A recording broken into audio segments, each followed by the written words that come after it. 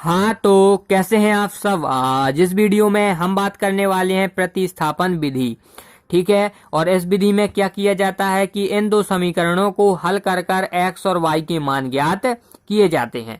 और साथ ही साथ आपको ये भी बता दिया जाए कि ये क्लास 10th में महत्वपूर्ण भूमिका निभाती है। और अगर आप कंपटीशन की तैयारी कर रहे हो तो आपको इस प्रकार के दो समीकरण दे दिए जाते हैं और पूछा जाता है कि इनको हल कर कर एक्स और वाई के मान ज्ञात कीजिए, या केवल एक्स और वाई के मान भी कभी कभी पूछ लेता है। तो अब आपको सिखाते हैं, आप ये सब चीज समझ चुके होंगे। तो आपको क्या करना है, इन दो समीकरणों में से कोई भी एक समीकरण इस प्रकार से लिख लेना है।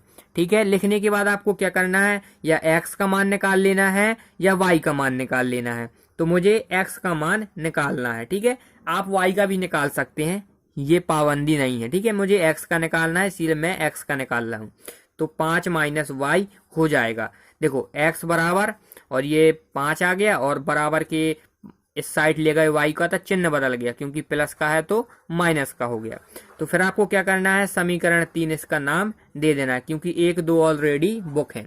फिर आपको क्या करना है कि इस एक्स का मान समीकरण 2 में रखना है। तो लिख लेते हैं, एक्स का मान समीकरण 2 में रखने पर बस आपको ये याद रखना है कि इस वाले एक्स का मान पहले समीकरण में नहीं रख सकते, क्योंकि आपने इस एक्स का मान पहले ही समीकरण से निकाला हुआ है। अगर आप ऐसा करेंगे कि इसका मान निकाल के उसी में रख देंगे तो गलत हो जाएगा, आपको दूसरे में रखना होगा। अगर आप ये समीकरण लेते तो फिर आप इसमें रखते, है ना, क्योंकि हमने आपको शुरू में क्या बताया था, इन दो में से आप कोई भी यहाँ पे ले सकते हैं। तो ये बात तो आप समझ ही चुके होंगे। तो रख लेते हैं पहले। तो आप यहाँ पे दूसरा समीकरण उतार लीजिए, 2x माइनस 3y बराबर 4। अब यहाँ पे इस वाले x की जगह ये मान रख लेते हैं। तो पहले 2 है तो 2, इस x की जगह क्या लिखना है, 5 माइनस वाई। फिर यहाँ पे माइनस है तो माइनस, 3 है तो 3, और y है तो y बराबर 4। ठीक है, अब इस 2 का अंदर गुणा कर देंगे, तो 2 का गुणा 5 में होगा तो 10 हो जाएगा।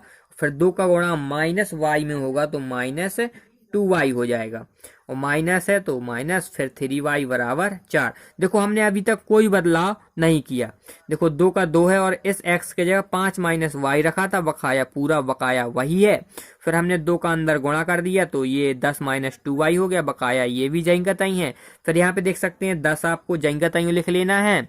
फिर यहाँ पे देख सकते हैं माइनस 2y और माइनस 3y, यानी कि चर समान है तो ये जुड़ जाएंगे, क्योंकि माइनस माइनस प्लस होता है। तो माइनस क्या हो जाएगा, माइनस 5y हो जाएगा। और ये चिन्ह माइनस का ही क्यों आया, ये भी हम आपको बता दे रहे हैं। कई लोग तो ये सोच रहे होंगे कि माइनस माइनस प्लस हो गया तो माइनस का चिन्ह क्यों आया, है ना। तो भोले बच्चे को समझना है ये कैसे होता है।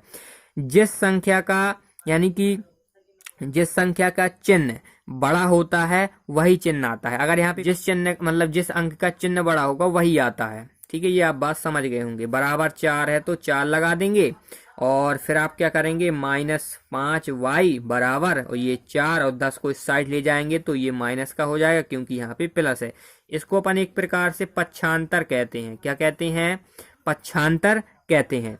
तो क्या करेंगे, माइनस 5y बराबर, और 4 में से 10 जाएगा तो क्या आएगा, 6 आएगा। लेकिन चिन्ह काय का आएगा, माइनस का आएगा, क्योंकि हमने क्या बताया, जिस अंक का चिन्ह बड़ा होता है वही चिन्ह आता है। देखो ये अंक बड़ा है तो ये चिन्ह उसी का आया। इसका भी तो आ सकता था, लेकिन ये 10 बड़ा है 4 से, इसलिए 10 का अंक चिन्ह आया है। ठीक है, तो ये आप समझ गए होंगे। अब यहाँ पे बराबर 1 से है तो माइनस माइनस आप यहाँ पे काट सकते हैं। देखो दोनों तरफ माइनस है बराबर के, अगर दोनों तरफ माइनस है तो कट जाते हैं।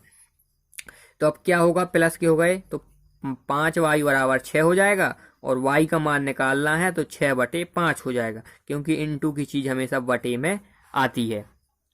तो y का मान तो अपन का आ चुका है, अब हमें x का मान और निकालना है।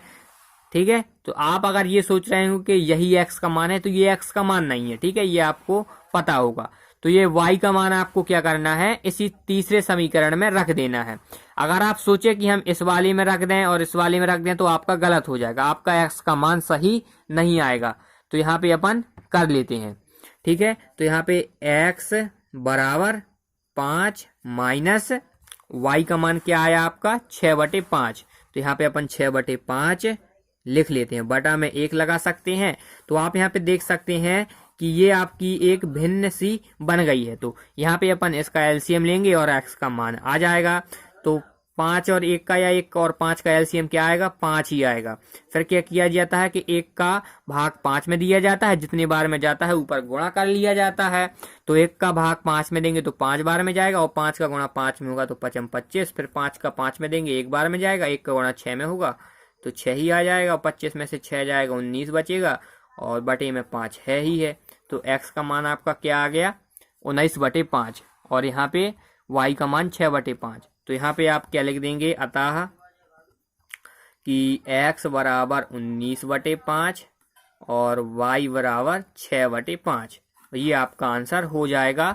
इन दो समीकरणों को हल कर कर आपको यहाँ पे x और y के मान आ चुके हैं। तो मैं उम्मीद करता हूँ कि आपको प्रतिस्थापन विधि आने लगी होगी और आप सीख भी चुके होंगे। तो मिलते हैं दोस्तों नेक्स्ट वीडियो में नए टॉपिक के साथ, और यहाँ पे बेसिक मैथ आपको सिखाई जाती है, तो आपको सब्सक्राइब करके रखना होगा। मिलते हैं दोस्तों, क्या यार दोबारा रिपीट कर रहे हैं। मिलते हैं दोस्तों।